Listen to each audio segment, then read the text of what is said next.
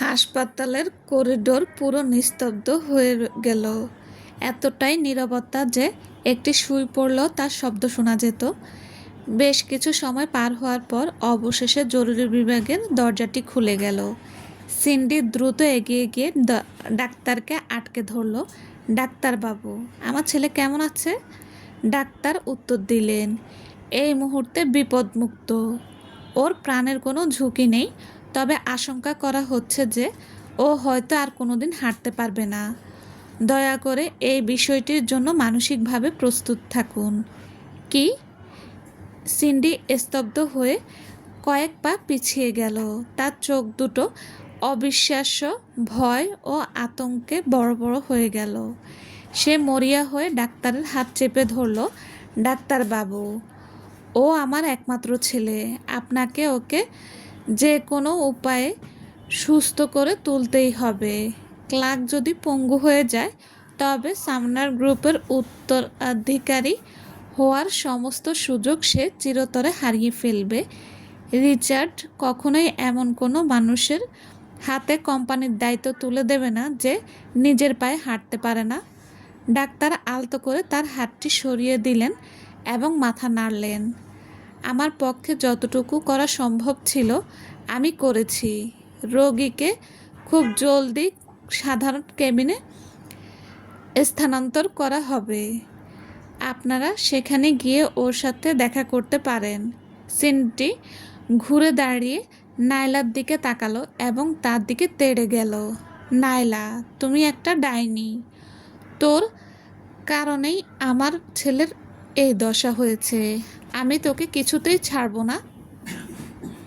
সে নাইলার কাছাকাছি পৌঁছানোর আগেই ডেমন মাঝখানে এসে তার পথ আটকে দাঁড়ালো। সে নাইলার সামনে ঢাল হয়ে দাঁড়িয়ে নিশ্চিত করলো যাতে কেউ নাইলার কোনো ক্ষতি করতে না পারে। সিন্ডি এতটাই উত্তেজিত হয়ে পড়েছিল যে সে ডেমনের ওপর চড়াও হলো এবং তাকে থাপ্পড় মারার চেষ্টা করলো। সাইরাসের মুখ ফ্যাকাশে হয়ে গেল এবং সে দ্রুত সিন্ডিকে ধরে ফেলল। তুমি কি পুরোপুরি পাগল হয়ে গেছো? সাইরাস ধমক দিয়ে জানতে চাইল। সিন্ডি লাল লাল চোখে তাকে ঝটকা মেরে সরিয়ে দিল। হ্যাঁ, আমি পাগল হয়ে গেছি। আমার ছেলেটা পঙ্গু হয়ে গেল আর আমি নিজের ভেতরের ক্ষোভটুকুও প্রকাশ করতে পারবো না। এই সব কিছুর জন্য নাইলা দায়ী। ওকে ক্লার্কের সাথে বিয়ে দেওয়াই আমার জীবনের সবচেয়ে বড় ভুল ছিল। আমার আজ বড্ড আফসোস হচ্ছে। সে মেঝেতে ভেঙে পড়ল। তার চোখ দিয়ে অনবরত জল গড়িয়ে পড়ছিল। সে এক পাগলি মহিলার মতো কান্নাকাটি করতে করতে নিজের বুকে আঘাত করতে লাগলো।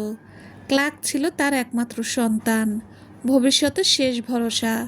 তাকে এভাবে পঙ্গু অবস্থায় দেখা সিন্ডির কাছে মৃত্যুর চেয়েও বেশি যন্ত্রণাদায়ক ছিল। সাইরাস তাকে ধরে টেনে তুলল এবং কঠোর গলায় বলল, আগে কেবিনে গিয়ে ক্লার্ককে দেখো। পায়ের এই সমস্যা নিয়ে আমরা পরে ভাবনা চিন্তা করব। এই বলে সে সিন্ডিকে জোর করে সেখান থেকে টেনে নিয়ে গেল। ডেমন চুপ করে দাঁড়িয়ে থাকা নাইলার দিকে ঘুরল এবং মৃদুস্বরে বলল, নিজেকে এতটা দোষী ভেবো না। এতে তোমার কোনো ভুল ছিল না। নাইলা একটা দীর্ঘশ্বাস ফেলল এবং ডেমনের দিকে তাকালো। কাকা ডেমন, এটা কোনো সাধারণ দুর্ঘটনা ছিল না। কেউ একজন আমাকে মেরে ফেলার চেষ্টা করেছিল। ভ্যান গাড়িটি যখন তার দিকে ধেয়ে আসছিল তখন গাড়িটির গতি কমার কোনো লক্ষণ ছিল না, বরং ওটার গতি আরও বাড়িয়ে দেওয়া হয়েছিল। উদ্দেশ্য একদম পরিষ্কার ছিল। ডেমন তাকে আশ্বস্ত করে বলল, আমি নিজেই এই বিষয়টি তদন্ত করে দেখব। এটা যদি সত্যি কোনো সুপরিকল্পিত ষড়যন্ত্র হয়ে থাকে, তবে এর পেছনে কার হাত আছে আমি তা খুঁজে বের করবই।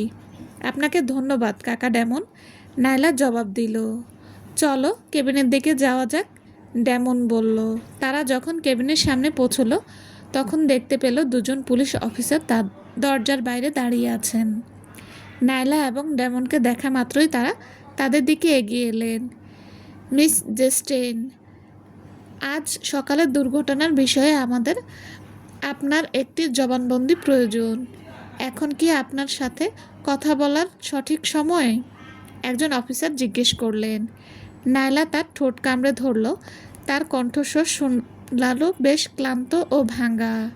হ্যাঁ, আমরা কি এখানেই কথা বলতে পারি? অফিসার উত্তর দিলেন, হ্যাঁ অবশ্যই। পুলিশ অফিসাররা এবং নায়লা কেবিনের বাইরে একটি বেঞ্চে বসলেন এবং জিজ্ঞাসাবাদ শুরু হলো। কেউ মুখ খেয়ালই করল না যে সেই মুহূর্তে সাইরাসের মুখের ভাব কতটা অন্ধকার হয়ে উঠেছিল। জবানবন্দি নেওয়া শেষ হতে প্রায় আধা ঘন্টার মতো সময় লাগলো। নায়লা আর নিজেকে সামলাতে না পেরে জিজ্ঞেস করলো, আচ্ছা, যে ড্রাইভারটি এই দুর্ঘটনা ঘটিয়েছে তাকে কি গ্রেপ্তার করা হয়েছে? অফিসার উত্তর দিলেন, ড্রাইভারটি ঘটনাস্থলে মারা গেছে। ময়নাতদন্তে রিপোর্টে দেখা গেছে যে তার শরীরে অ্যালকোহল ছিল, তাই ধারণা করা হচ্ছে যে সে মদ্যপ অবস্থায় গাড়ি চালাচ্ছিল এবং যার ফলে গাড়ির ওপর থেকে নিয়ন্ত্রণ হারিয়ে এই দুর্ঘটনাটি ঘটিয়েছে। নায়লা সন্দেহ প্রকাশ করে বলল, আমার মনে হয় সে ইচ্ছে করেই ভ্যান গাড়িটি আমার দিকে চালিয়ে দিয়েছিল। এটা সাধারণ কোনো দুর্ঘটনা নাও হতে পারে। দুই পুলিশ কর্মকর্তা একে অপরের দিকে তাকালেন। তারপর তাদের একজন নায়লাকে উদ্দেশ্য করে বললেন, আপনার এই ধারণার সম্ভাবনা আমরা উড়িয়ে দিচ্ছি না, তবে এর জন্য আমাদের তদন্তের রিপোর্ট পর্যন্ত অপেক্ষা করতে হবে। এখন পর্যন্ত আমাদের কাছে যা তথ্য আছে তাতে মনে হচ্ছে মদ্যপ অবস্থায় গাড়ি চালানোই এর মূল কারণ। আচ্ছা, ইদানিং কি কারো সাথে আপনার কোনো ঝামেলা বা শত্রুতা হয়েছে? নায়লা কিছুক্ষণ ভেবে মাথা নেড়ে বলল, না, তেমন তো কিছু মনে পড়ছে না। ঠিক আছে, আমরা এই বিষয়টা মাথায় রেখে আরও তদন্ত করব। এর মধ্যে যদি আপনার অন্য কিছু মনে পড়ে দয়া করে আমাদের জানাবেন, পুলিশ কর্মকর্তা উত্তর দিলেন। আচ্ছা, ধন্যবাদ, নায়লা বলল। পুলিশ চলে যাওয়ার পর নায়লার মাথায় বারবার সেই ভ্যান গাড়িটি ধেয়ে আসার দৃশ্যটা ঘুরপাক খেতে লাগলো। এটা কি সত্যি একটা দুর্ঘটনা ছিল? কিন্তু ঢাকা ভোরে কে মদ খেয়ে গাড়ি চালায়? ওয়ার্ডের বাইরে বেশ কিছুক্ষণ অপেক্ষা করার পর যখন নিশ্চিত হওয়া গেল যে ক্লার্কের অবস্থা এখন স্থিতিশীল, তখন ডেমন নায়লাকে বিশ্রামের জন্য বাড়ি নিয়ে যেতে চাইল, কিন্তু নায়লা রাজি হলো না। আমি ক্লান্ত নই, আমি এখানে থেকে ও কখন জেগে ওঠে সেই পর্যন্ত অপেক্ষা করতে চাই। ক্লার্ক তাকে গিয়েছেন, নিজের দুটো পা হারিয়েছে। এই অবস্থায় সে বাড়ি গিয়ে বিশ্রাম নেওয়ার কথা ভাবতেই পারছিল না। ডেমন কপালে ভাঁজ ফেলে কিছুটা ঠান্ডা গলায় বলল, এখানে থাকার মতো শারীরিক বা মানসিক অবস্থা তোমার নেই। আমি এখানে লোক পাঠিয়ে দিচ্ছি, ও জেগে ওঠার সাথে সাথে তোমার খবর দেওয়া হবে। না, আমি নিজেই সামলে নিতে পারবো। নায়লা ডেমনের প্রস্তাব ফিরিয়ে দিল। নায়লার এমন উদাসীন আর দূরত্ব বজায় রাখা আচরণ ডেমনের বুকে গিয়ে বিঁধল। সে নায়লার সামনে হাঁটু গেড়ে বসে দেয় কণ্ঠে বলল, তুমি এখানে বসে থাকলেও তো কিছু করতে পারবে না, তোমার এখন বাড়ি যাওয়া উচিত। নায়লা মাঝখানে তাকে থামিয়ে দিয়ে বলল, আঙ্কেল ডেমন, ক্লার্ক আমাকে বাঁচাতে গিয়ে নিজের পা দুটো হারিয়েছে। আমি বাড়ি ফিরে গেলেও ঘুমাতে পারবো না। তাছাড়া আমার মনটা এখন ভীষণ অস্থির হয়ে আছে। দয়া করে আমাকে কিছুক্ষণ এখানে চুপচাপ থাকতে দেবেন? ডেমন কয়েক সেকেন্ড চুপ করে রইল, তারপর বলল, ঠিক আছে, আমি এখানেই তোমার সাথে থাকছি। এই বলে ডেমন নায়লার পাশে এসে বসলো। নায়লা যখন পেছনের ঠান্ডা দেওয়ালে হেলান দিয়ে আধো বোঝা চোখে নিজের ভাবনায় ডুবেছিল, তখন ডেমনের চেনা পাইন কাঠের সুবাস চারপাশের বাতাস ভরিয়ে তুলল। পাশে দাঁড়িয়ে এই দৃশ্য দেখে সিন্ডির আগে ফেটে পড়ছিল। এই দুটো মানুষ যে এতটা নির্লজ্জ হতে পারে। রাত 11টার পর অবশেষে ক্লার্কের জ্ঞান ফিরল। সিন্ডি প্রথম সেটা খেয়াল করলো। আনন্দে তার মুখ উজ্জ্বল হয়ে উঠল এবং সে তাড়াহুড়ো করে বিছানার পাশে ছুটে গেল। ক্লার্ক, তোমার জ্ঞান ফিরেছে? তোমার কি কোথাও খুব কষ্ট হচ্ছে? বলতে বলতে তার গলা ধরে এলো। ক্লার্ক আর কোনো দিন হাঁটতে পারবে না, শুধু এটুকুই ভাবতেই সিন্ডির বুকটা ব্যথায় ফেটে যাচ্ছিল। মা, নাইলা কেমন আছে? ও ঠিক আছে তো? ক্লার্ক জিজ্ঞেস করলো। জেগে ওঠেই ক্লার্কের প্রথম চিন্তা নাইলাকে নিয়ে। এটা দেখে সিন্ডির মুখটা কালো হয়ে গেল। তুমি ওর খোঁজ নিচ্ছ? তুমি কি জানো না যে? থামো, ক্লার্ক এইমাত্র জেগে উঠেছে, এখন এসব অপ্রাসঙ্গিক কথা শুরু করো না। সাইরাস বেশ কড়া গলায় সিন্ডিকে থামিয়ে দিল। ক্লার্ক কেবলই চোখ মেলেছে। এই মুহূর্তে তার পঙ্গুত্বর খবর দিয়ে সে ছেলের ওপর মানসিক চাপ বাড়াতে চাইল না। নাইলা এবং ডেমন বিছানার কাছাকাছি এগিয়ে এলো।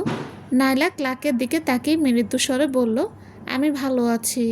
নাইলার কাপড়ে রক্তের দাগ দেখে ক্লার্কের চোখে মুখে উদ্বেগ ছড়িয়ে পড়ল। তুমি কি চোট পেয়েছো? তোমার কাপড়ে এত রক্ত কেন? সব রক্ত তোমার, আমার কিছু হয়নি, আমি একদম ঠিক আছি। নাইলা উত্তর দিল। ক্লার্ক যেন একটু স্বস্তির নিঃশ্বাস ফেলল। যাক ভালো। নাইলার পাশে ডেমনকে দাঁড়িয়ে থাকতে দেখে ক্লার্ক বলল, আঙ্কেল ডেমন, আমাকে দেখতে আসার জন্য ধন্যবাদ। আমি জানি আপনার কাজের অনেক ব্যস্ততা থাকে, তাই আপনাকে আর কষ্ট করে এখানে থাকতে হবে না। ডেমনের মুখে কোনো আবেগের প্রকাশ ঘটল না। সে স্বাভাবিকভাবেই বলল, অসুবিধা নেই, আমি একটু পরেই ওকে বাড়ি পৌঁছে দিয়ে আসব। ক্লার্কের ফ্যাকাশে মুখটা রাগে আরও অন্ধকার হয়ে গেল। সে বলল, আঙ্কেল ডেমন, নাইলা আমার স্ত্রী, ওকে বাড়ি পাঠানোর ব্যবস্থা আমি নিজেই করব, এটা নিয়ে আপনাকে চিন্তা করতে হবে না। ডেমন কিছু বলার আগেই সিন্ডি মুখ বাঁকিয়ে টিটকারি দিয়ে বলল, ডেমন, ক্লার্ক বিছানায় পড়ে আছে ঠিকই, কিন্তু সাইরাস আর আমি তো এখানে বেঁচে আছি। আমাদের পারিবারিক বিষয়ে নাক গলানো তোমার সাজে না। আপনারা কি সত্যি হাসপাতালে এই কেবিনের ভেতর ঝগড়া করতে চান? ডেমনের চাহনিতে কোনো দয়ামায়া ছিল না। সিন্ডি রাগে দাঁত কিরমির করতে করতে ক্লার্কের অসুস্থতার কথা চিন্তা করে সে আর কথা বাড়ালো না, তবে তার ভেতরের ক্ষোভ স্পষ্ট ফুটে রইল। ক্লার্ক বলল, বাবা মা, অনেক রাত হয়ে গেছে, নাইলা এখানে আমার সাথেই থাকতে পারবে। তোমরা এখন বাড়ি গিয়ে একটু বিশ্রাম নাও, আগামীকাল সকালে এসো। সিন্ডি প্রথমে থেকে ক্লার্কের সেবা করতে চেয়েছিল, কিন্তু যখন সে বুঝতে পারল যে ক্লার্কের এই অবস্থা নাইলার কারণেই হয়েছে, তখন সে ছেলের কথায় রাজি হয়ে গেল। ঠিক আছে, আমি আগামীকালই আসব। তারা চলে যাওয়ার পর নাইলা ডেমনের দিকে ফিরে তাকালো। ডেমন, আঙ্কেল ডেমন, আজকের জন্য আপনাকে অনেক ধন্যবাদ। আপনার এখন বাড়ি গিয়ে বিশ্রাম নেওয়া উচিত। চলুন আপনাকে এগিয়ে দিয়ে আসি। ডেমন কপালে ভাঁজ ফেলল। তার আচরণ আরও কিছুটা গম্ভীর ও ঠান্ডা হয়ে উঠল। তুমিও ভীষণ ক্লান্ত। আমি কিছুক্ষণের মধ্যে একজন নার্সের ব্যবস্থা করছি। আমি তোমাকে বাড়ি পৌঁছে দেব। না, আজ রাতে আমি এখান থেকেই ওর দেখাশোনা করব, নাইলা জোর দিয়ে বলল। নাইলার এই জেদ দেখে ডেমন কয়েক সেকেন্ড চুপ থেকে মাথা নাড়ল। ঠিক আছে। সে দরজার দিকে এগিয়ে গেল এবং নাইলা তাকে বিদায় জানাতে সাথে গেল। নাইলা যখন কেবিনে ফিরে এলো তখন দেখলো ক্লার্কের মুখের অভিব্যক্তি কিছুটা বদলে গেছে। সে সেটা না দেখার ভান করে বিছানার পাশে চেয়ারটায় গিয়ে বসলো। দীর্ঘ সময় নীরব থাকার পর ক্লার্ক অবশেষে মুখ খুলল। নাইলা, তুমি কি আমার সাথে এতটা ঠান্ডা আর দূরত্ব বজায় রাখা আচরণ বন্ধ করতে পারো না? নাইলা শান্ত চোখে তার দিকে তাকালো। ক্লার্ক, তুমি আমার জন্য যা করেছো তার জন্য আমি কৃতজ্ঞ, কিন্তু আমাদের মাঝের পরিস্থিতি আর আগের মতো হওয়া সম্ভব নয়। ক্লার্কের মুখটা মলিন হয়ে গেল। সে জোর করে একটু হেসে বলল, তুমি এখনও ডিভোর্স বা বিবাহ বিচ্ছেদের চাও, তাই তো? নাইলা মাথা নেড়ে বলল, হ্যাঁ, আমি ডিভোর্সের সিদ্ধান্ত থেকে সরে আসছি না। তবে তুমি পুরোপুরি সুস্থ না হওয়া পর্যন্ত আমি তোমার সব দায়িত্ব নেব এবং দেখাশোনা করব। তুমি ভালো করে জানো যে আমি এটা চাই না। ক্লার্ক আক্ষেপে সুরে বলল। নায়লা পাল্টা প্রশ্ন করল, তোমার পরক্রিয়া আর আমার পরিবারের সাথে তোমার বাবা যা করেছেন সব জানার পর আমি কিভাবে সব কিছু ভুলে গিয়ে তোমার সাথে সংসার করতে পারি? ক্লার্ক চোখ নামিয়ে নিল। তার মুখটা ভূতের মতো ফ্যাকাশে হয়ে গেল। সে আশা করেছিল যে তাকে বাঁচাতে গিয়ে নিজের এই অবস্থা হওয়ার পর হয়তো নাইলার মন একটু গলবে, কিন্তু সে ভুল ছিল। নাইলা যাকে নিজের মনে করে না তার প্রতি সে সবসময় এমন উদাসীন। চোখ বুজে ক্লার্ক এক দীর্ঘ ও ঘুমহীন রাত পার করলো। পরদিন সকালে সিন্ডি চিকেন স্যুপ নিয়ে হাসপাতালে হাজির হলো। তাকে দেখে নাইলা উঠে দাঁড়িয়ে বলল, আমি এখন বাড়ি গিয়ে একটু বিশ্রাম নিচ্ছি, সন্ধ্যায় আবার এসে ওর দেখাশোনা করব। নাইলা কথা শেষ করার আগেই সিন্ডি টিটকেরি দিয়ে বলে উঠল, ক্লার্কের আজ তোমার জন্য এই দশা, আর তুমি এই অবস্থায় বাড়ি গিয়ে ঘুমাতে পারবে কিভাবে? নাইলা তার কথা গায়ে মাখল না। সে ক্লার্ককে জানিয়ে কেবিন থেকে বেরিয়ে গেল। যাওয়ার সময় সে পেছনের থেকে সিন্ডিকে বিড়বিড় করে অভিশাপ দিতে শুনল। নাইলা তার হাঁটার গতি কমালো না, যেন সে কিছুই শুনতে পায়নি। হাসপাতালের বাইরে আসতেই সে দেখল ডেমনের গাড়িটার কাছেই পার্ক করা আছে। সে ওটাকে এড়িয়ে যাওয়ার চেষ্টা করছিল, কিন্তু ডেমন গাড়ি থেকে নেমে এসে তার পথ আটকালো। আমি তোমাকে বাড়ি পৌঁছে দিচ্ছি, ডেমন বলল। আঙ্কেল ডেমন, এর কোনো প্রয়োজন নেই, আমি একটা ট্যাক্সি নিয়ে নিতে পারবো। নাইলা অসম্মতি জানালো, তোমার সামনে দুটো পথ, হয় তুমি নিজে থেকে গাড়িতে উঠবে, না হয় আমি তোমাকে গাড়িতে তুলে দেব। এবার সিদ্ধান্ত তোমার। ডেমন জেদ ধরল। নাইলা ঠোঁট কামড়ে ধরে কয়েক সেকেন্ড চুপ করে রইল, তারপর গাড়ির সামনে দরজা খুলে ভেতরে গিয়ে বসলো। বাড়ির পথে পুরোটা সময় তাদের দুজনের কেউ কোনো কথা বলেনি। অ্যাপার্টমেন্ট কমপ্লেক্সের গেটে যখন গাড়িটা থামলো, ডেমন ফিরে তাকিয়ে দেখল নাইলা তখনও গভীর ভাবনায় মগ্ন। ডেমনের কপালে হালকা ভাঁজ পড়ল। কি ভাবছো? সে জিজ্ঞেস করলো। নাইলা যেন বাস্তবে ফিরে এলো, কিছুটা ইতস্তত করে বলল, আঙ্কেল ডেমন, আমার এখনও মনে হচ্ছে এই ঘটনা কোনো সাধারণ দুর্ঘটনা ছিল না। ডেমন তার দিকে তাকালো। নাইলার চুলগুলো এলোমেলো, মুখ ফ্যাকাশে এবং চোখ দুটো ক্লান্তিতে ভেঙে আসছিল, কিন্তু তার চোখে সেই দেহটা দেখে ডেমনের মনে এক অদ্ভুত মায়া হলো। তুমি ভীষণ ক্লান্ত, বাড়ি যাও, গোসল করো আর একটু ঘুমিয়ে নাও, বাকি সব আমার উপর ছেড়ে দাও। এখন এসব নিয়ে একদম ভাববে না, ডেমন তাকে শান্ত করার সুরে বলল। নাইলা নিজের ঠোঁট কামড়ে ধরে বলল, আঙ্কেল ডেমন, আপনি আমাকে বিশ্বাস করছেন না তাই না? আমি তোমাকে বিশ্বাস করি, কিন্তু এই মুহূর্তে তোমার বিশ্রাম নেওয়াটাই সবচাইতে জরুরি। ডেমন তাকে আশ্বস্ত করলো। তার কণ্ঠস্বর ছিল সিরিয়াস, যেখানে কোনো মিথ্যা বা বনিতা ছিল না। সে সত্যিই নাইলাকে বিশ্বাস করেছিল। কেন জানি না, নাইলার গলাটা কান্নায় বুজে এলো। সে চোখের পানি আড়াল করে অন্যদিকে মুখ ঘুরিয়ে নিল। ধন্যবাদ আঙ্কেল ডেমন, সে ফিসফিস করে বলল।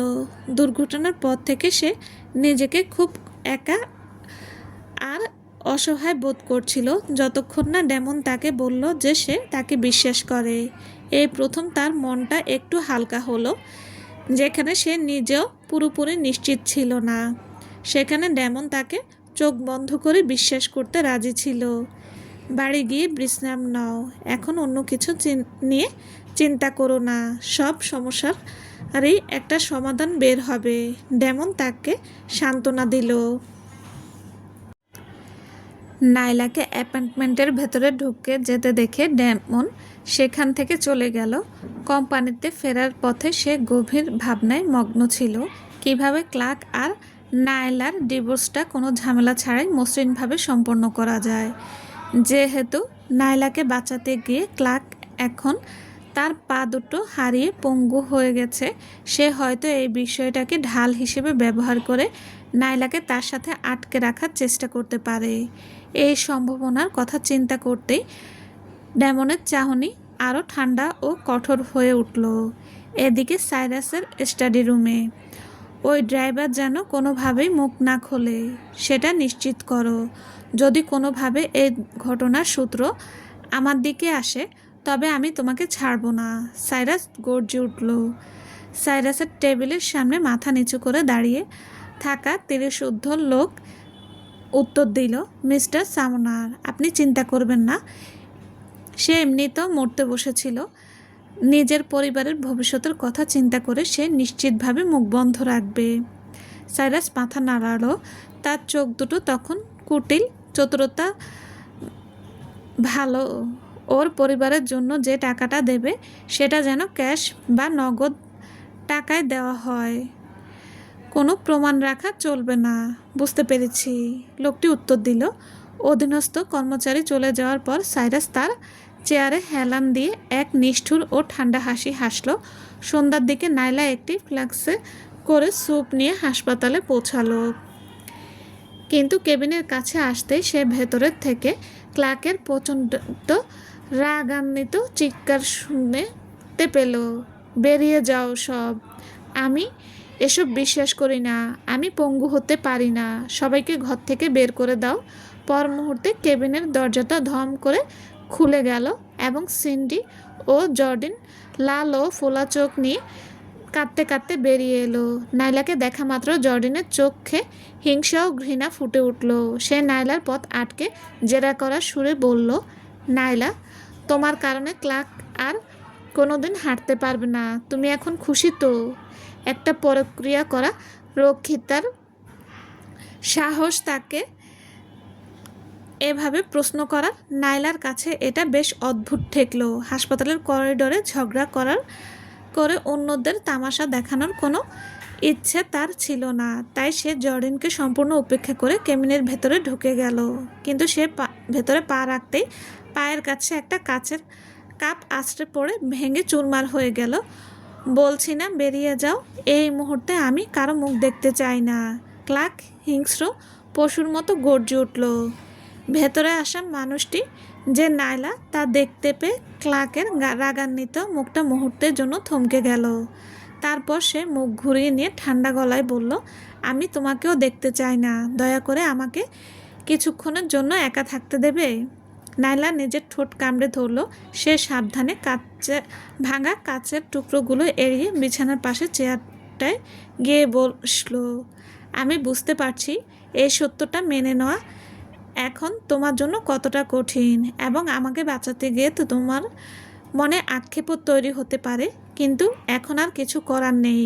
তোমার ক্ষতগুলো একটু শুকিয়ে এলে আমরা উন্নত চিকিৎসার জন্য বিদেশে যাব।